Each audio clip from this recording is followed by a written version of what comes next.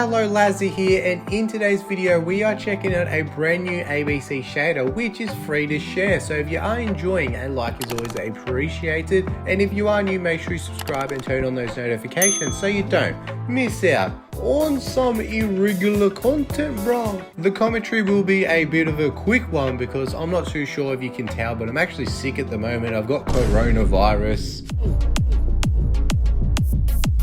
Funny thing is that it was actually my birthday the other day, so my birthday present was COVID. Like, sick. How great is that, being in isolation on your birthday? Like, classic stitch up by the Australian government. But no, I'm doing pretty good. I didn't cop it as bad as a lot of others have, so I am grateful for that. And yeah, I've just been in isolation, haven't left my room in a little while.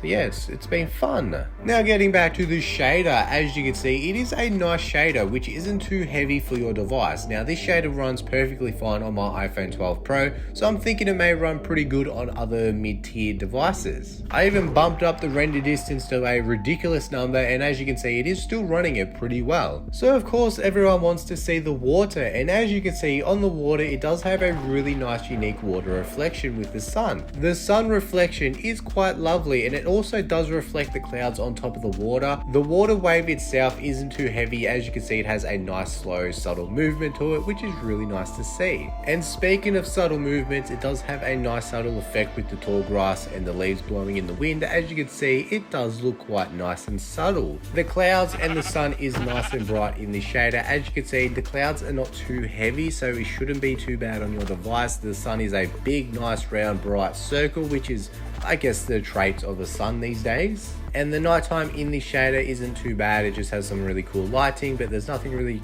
I guess, mind-blowing in the sky there. It's just the moon and a darker sky. So, you know, it's just a classic nighttime in the game. This shader also kind of has an end effect to it. So if you go into the end, you can see it kind of brights up a bit more purple, which is nice to see. It doesn't do anything with the skies. It just gives it a nice little color tone effect to it, which is really cool. I've probably missed a lot of features in this, I guess, showcase part of the video because I've got to be honest, I haven't really used it that much myself, and this is just going off the top of my head. So if you want to download it, the download link is in the description. But that is it for today's video. Thank you so much for watching. I will see you in the next one, and peace.